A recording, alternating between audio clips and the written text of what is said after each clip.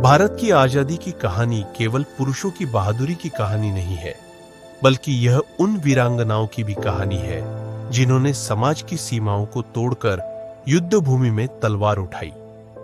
जब भी साहस, स्वाभिमान और बलिदान की बात होती है, तो सबसे पहले नाम आता है झांसी की रानी लक्ष्मीबाई।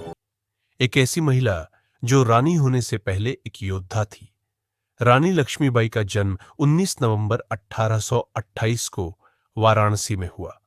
उनका बचपन का नाम था मणिकर्णिका, लेकिन घर में उन्हें प्यार से मनु कहा जाता था।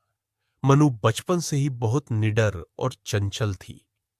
जहां दूसरी लड़कियां घर के काम सीखती थी, वहीं मनु घुड़सवारी, तलवारबाजी और युद्ध कला सीखती थी। पेशवा बाजीराव के दरबार में उन्हें लड़कों की तरह शिक्षा दी गई। मनु का विवाह झांसी के राजा गंगाधर राव से हुआ और विवाह के बाद वे कहलाए लक्ष्मीबाई। झांसी की रानी बनने के बाद भी उन्होंने अपने आत्मसम्मान और साहस को कभी नहीं छोड़ा। कुछ वर्षों बाद राजा गंगाधर राव का निधन हो गया। उनका एक दत्तक पुत्र था, दामोदर राव। लेकिन अंग्रेजों ने डॉक्ट्रिन ऑफ लैप्स का सहारा लेकर झांसी को हड़पने की कोशिश की।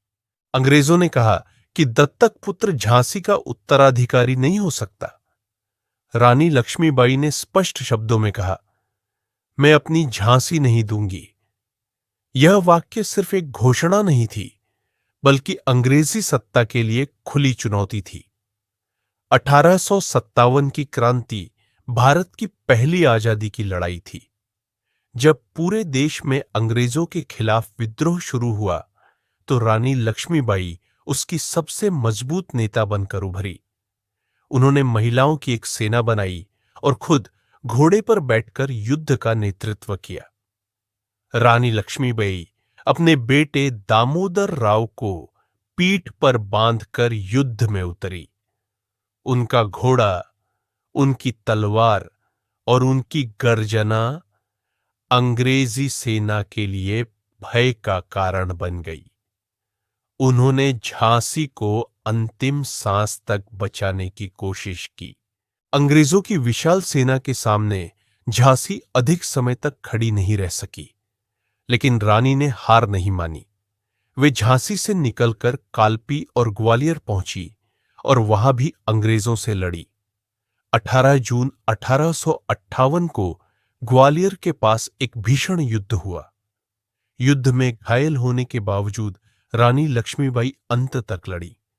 वे चाहती थीं कि उनका शरीर अंग्रेजों के हाथ न लगे।